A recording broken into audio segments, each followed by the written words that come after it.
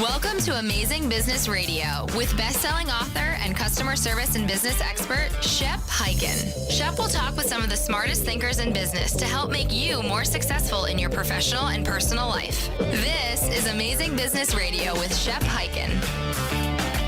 Hello, everyone. It's Shep Hyken here, back with another episode of Amazing Business Radio, and we have a great interview. Today, we're talking with Simon Kriss, the Chief AI Officer at simonkriss.ai, and Kriss is spelled K-R-I-S-S, and he is an amazing keynote speaker and consultant. He's also the author of the AI-Empowered Customer Experience. So guess what we're talking about today?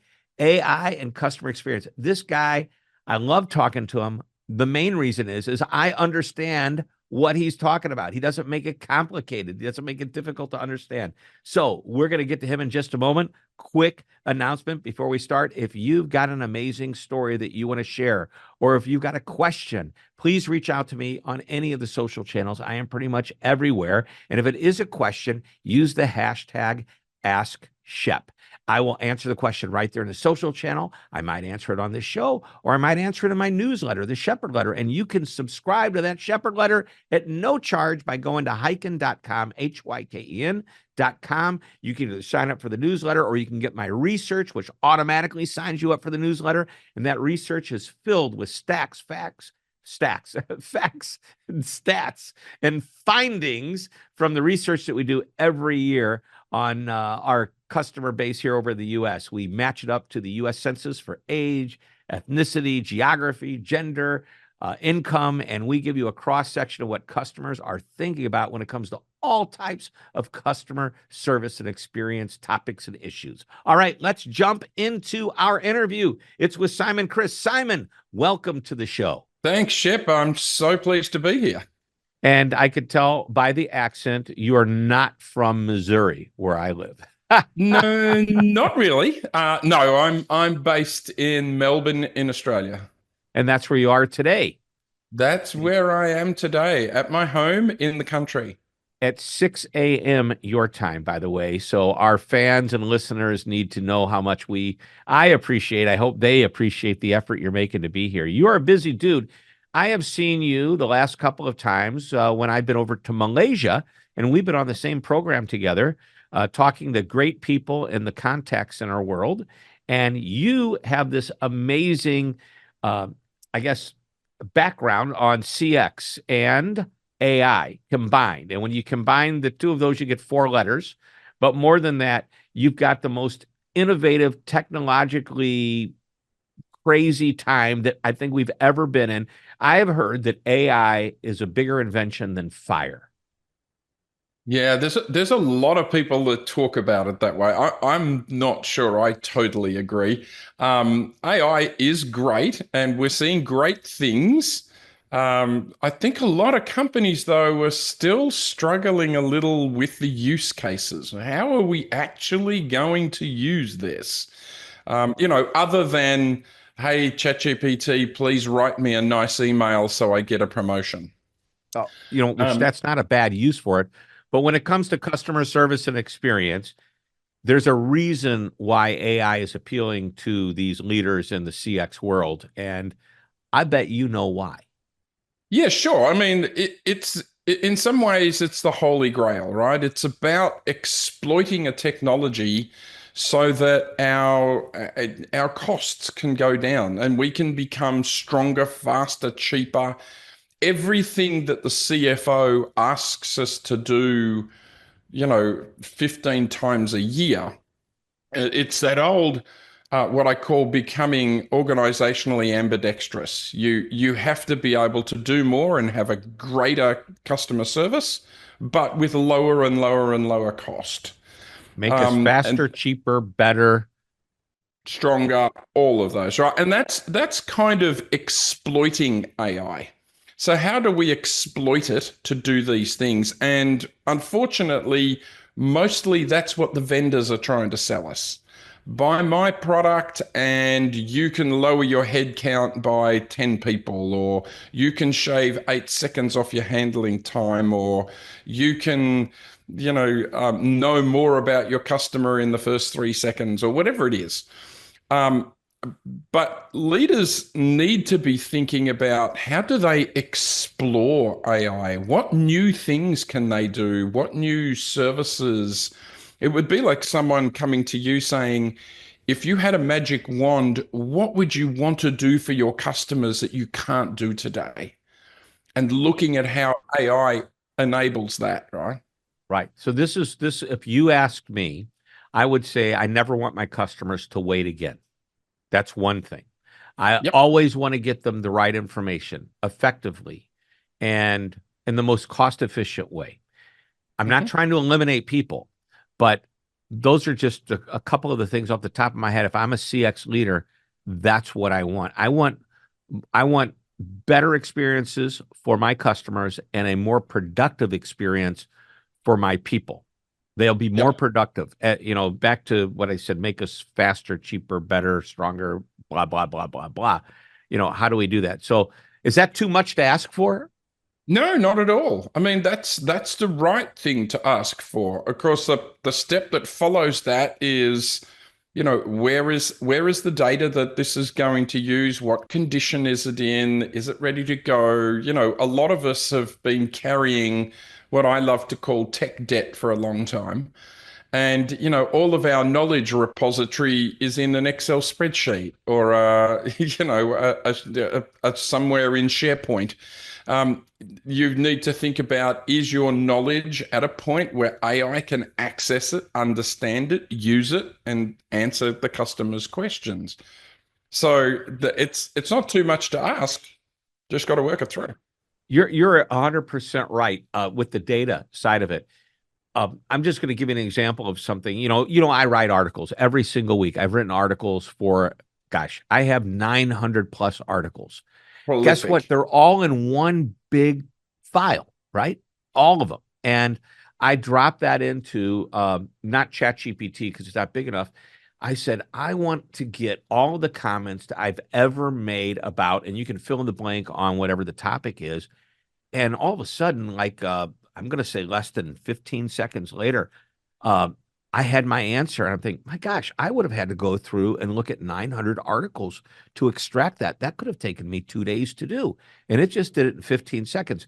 So if we were to ask it questions about products that we have, let's say some client calls with an obscure question about a product that we used to sell, but don't anymore.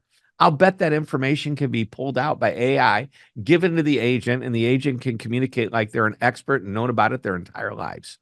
Absolutely. And generative AI in particular is incredibly good with unstructured data. So, yes, you've got structured data in your CRM database, your HR database, things like that. These are But spreadsheets organizations, and where spreadsheets, there's lots of fields of PDFs, information and it can extract. correct, SharePoint, Confluence, PDFs, all those types of things. So imagine, if you will, while a bot is talking to you and trying to find out what it is that you're trying to do today, we also have AI go and read every email you've ever sent us and the transcript of the last 30 phone calls that you've had with us and compile the type of person you are, who you interact best with, and then using that information to decide which call center agent we should pass the call to and what we need to tell that agent as we pass the call through. So that when your call comes through, I say, hey, hi, Shep. I see you were trying to return that Mitsubishi air conditioner that you bought. Is it that ongoing problem that is causing that, or is there some other? Like, you look like you know exactly what is going on.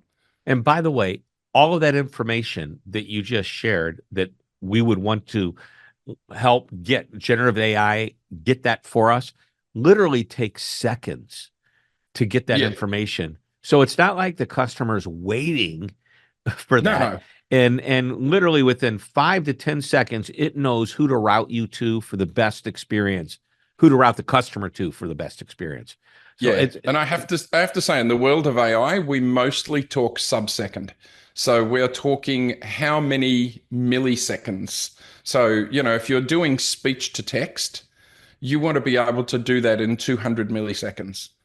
If you then want to pass that through a transcription, through a interpretation engine to translate it, you want that to happen in 200 to 300 milliseconds. So we are aiming in most things for sub-second responses. So I'm going to call you.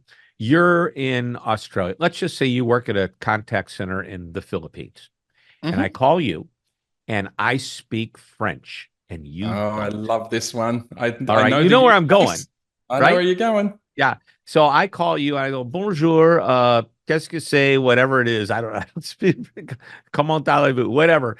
And you, on the other end, as the agent, are hearing me in your native language.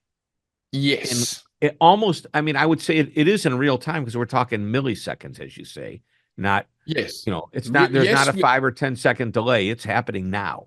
Yes, with a couple of caveats.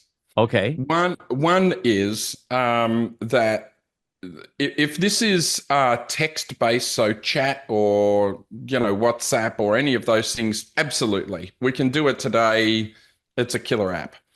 In voice, though, what you have to do is take speech to text through a translation engine, and then text to speech so that I in the Philippines hear it as English.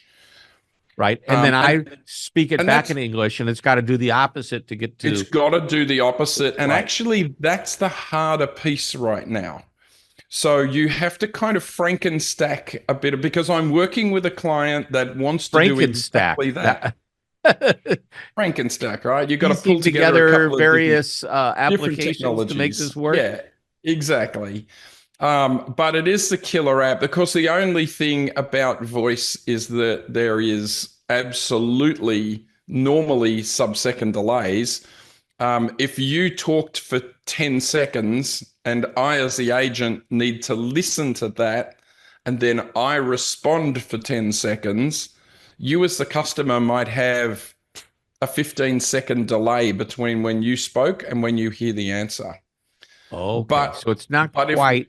It's not perfect. Quite real time yet. But speech, when we're doing speech to text, it usually listens for silence, and then it takes that chunk of information and translates it and moves it on. We're now getting to the point, though, where AI can listen for end of intent. So it listens to, oh, that was a sentence, I can take that, blah, blah, blah. That was a question, I can take that. And so it doesn't necessarily need silence, because it's understanding the intent of what you're doing. And it's super powerful. Unbelievable. Still developing, but super powerful. Well, I think look at where we were 2 years ago. It was 2 years and about 2 months ago when the world was introduced to ChatGPT. Yep. And, I do my annual research, and one of the questions I ask is, how have you completed? I've actually went to try to find the question with me, but basically 32% of the people we survey, which is a cross section of the U.S., match to the census, the population, age, gender, geography. So it's a perfect match to the typical U.S. consumer. This past year, it's research. Now, I expect this to be different when we get the results back in the next week. 32%, which is about a third, have successfully resolved the customer service issue using AR ChatGPT type technology. Yes. Does that sound in line with what you're seeing? Absolutely. I mean, I realize companies are trying to do that, but getting customers to use it is a whole nother story.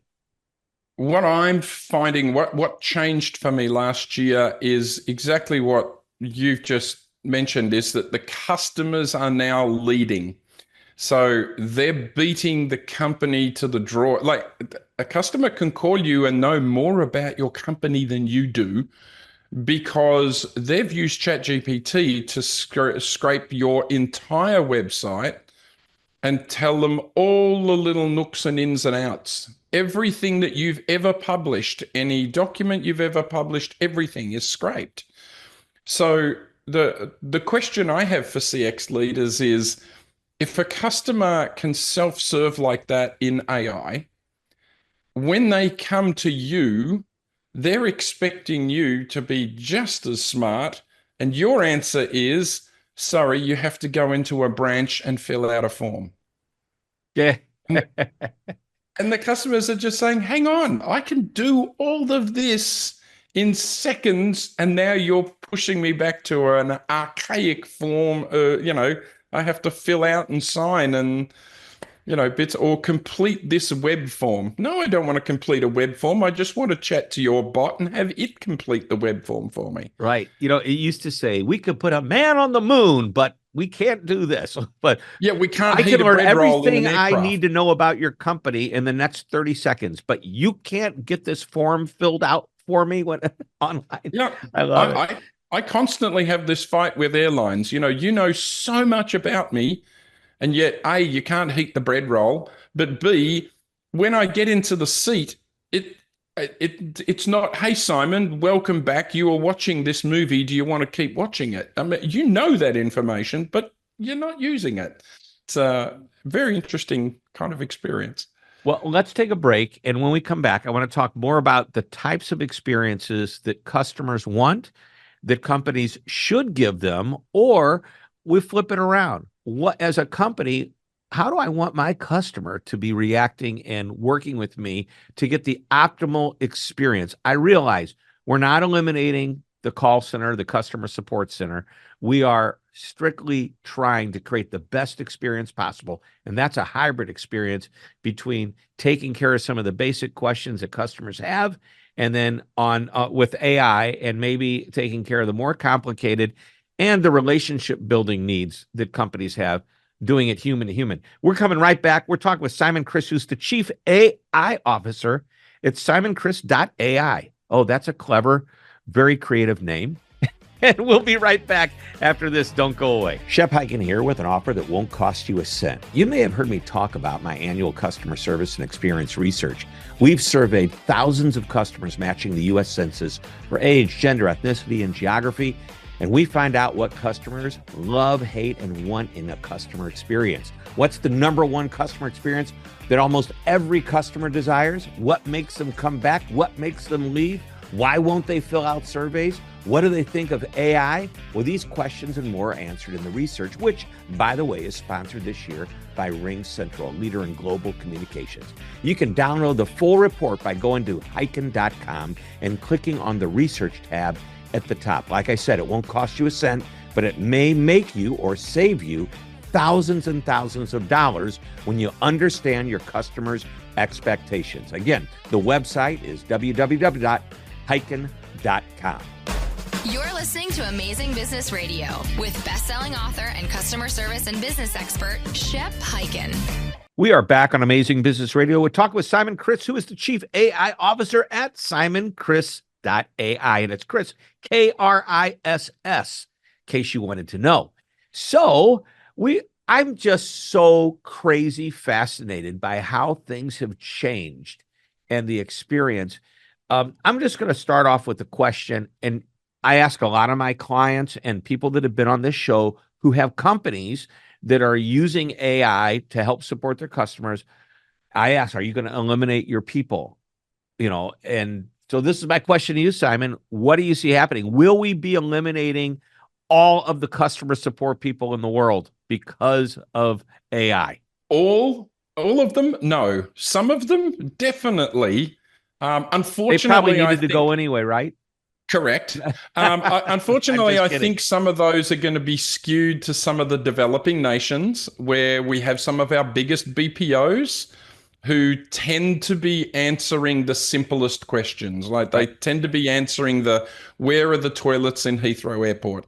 And by the way, a BPO is a company that a brand will outsource to a BPO for their customer support needs. So you may be calling and talking to somebody who isn't an employee of the company, but anything it's business process of which customer support is that. So, the offshore call centers in the Philippines, Honduras, Fiji, South Africa, those types of developing nations, because they're cheap, right? We do it because it's cheaper. So they're going to be impacted. But I don't think, every new technology causes job loss. We've seen this a million times over across the history of man. We used to go out and plow the fields with a horse, and then we invented tractors. We used to light lamps in the streets, and then we invented electricity, and so on and so forth. Right? It's happened many times, and somehow we all managed to keep going. This technology does have the ability to impact jobs. But it's what is the company going to do? See, often I see AI being shoehorned into an existing business process, an existing business style. And this is a transformative technology. So for some of us, we need to think about completely turning the business on its head because of what AI is going to do to our industry. And that might be as simple as, and how lovely would this be, if we get some major people savings, what if everybody worked a 9-day fortnight but still got paid for a 10-day fortnight? Wouldn't that just be a lovely outcome? Okay, Wouldn't so a our 9-day fortnight, and so in America, go, what is he talking about? That would Okay, be 2 weeks. Usually 2 you work weeks? 5 days a week. That would be 10 days out of 2 weeks and instead get paid 9. And so what you're suggesting is if we become more productive, let's make it a little bit of a better situation for the employees. And I'm also, before we get off the topic of eliminating jobs, I've written about this many times. I think there is going to be some job loss, but most of it is job replacement, Yes. placing one job for another. Think about, and you used the horses, but I know the horses, they went out of, gosh, we don't need horses anymore. Actually, you don't need a plow anymore. So the companies that made the plows were probably, I love the idea of, there was records, and then there were 8 tracks and cassette tapes, and then CDs or DVDs, and now those are all gone. And now vinyl is coming back as kind of a vintage thing, but now we're streaming everything. Every time we made progress in the music business to create a better product for our customers, which meant moving from, having the big vinyl record to something smaller that we could put in our car, et cetera, et cetera. Every time we did that, whoever was working in those factories, they weren't working in the factories anymore. They had to That's find new right. factories. And you know what? Their jobs were replaced. There have been a lot of naysayers that say, oh, this is going to be the worst thing in the world for jobs.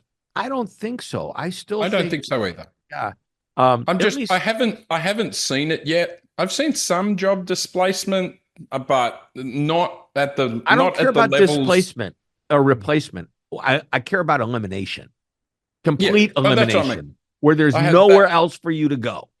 that I have not seen. Yeah. And those that, your listeners, those that lean into AI earlier are the ones that are really going to win because they're going to be the AI leaders. Let me give you a simple example. In a contact center today, you have people that listen to calls. Now, they're only listening to maybe 1%, probably 0.5%. So it's not even statistics significant, right? And then we bring in AI and it can listen to 100% of calls and it's automated.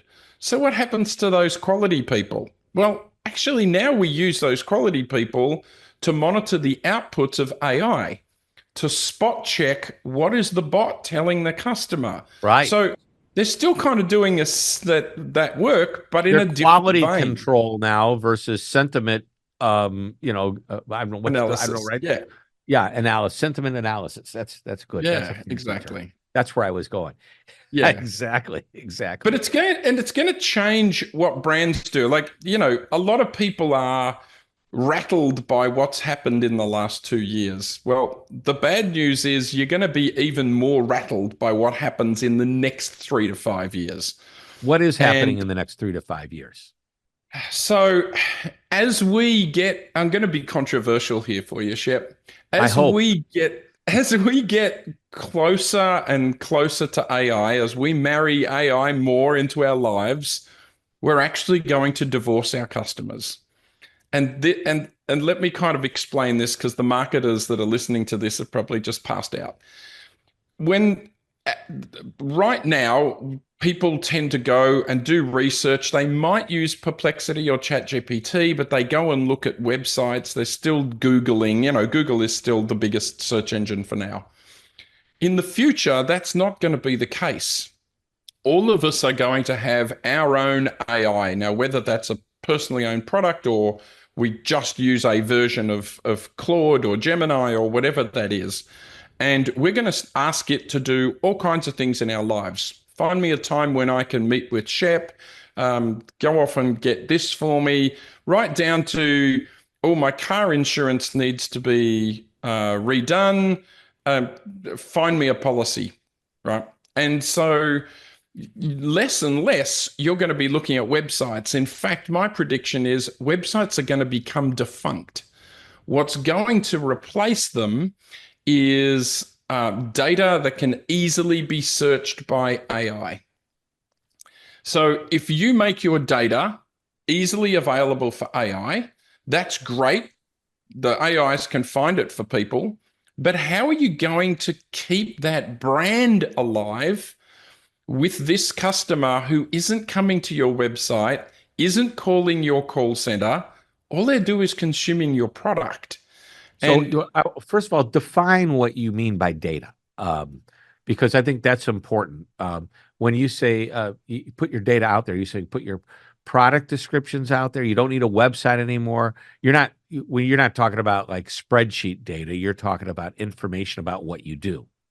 Imagine taking your knowledge system and exposing the entire thing to AI engine. In other words, make it easy for AI to consume it. Maybe you put it in a vector database and expose that. So yeah, it's not the financial data so much. It's, all of your policies, all of your procedures, all of your product descriptions, all of your known recalls, all that sort of stuff, which today people could probably find, but they'd probably be 6 or 7 pages deep in your website, having had to try and find customer service area and knowledge about this and know about this product and blah, blah, blah. AI is just going to want to consume that really rapidly. But So, if you Simon, think, I've got to ask, I think this Sure. is a great opportunity for companies who have their customers to keep their customers.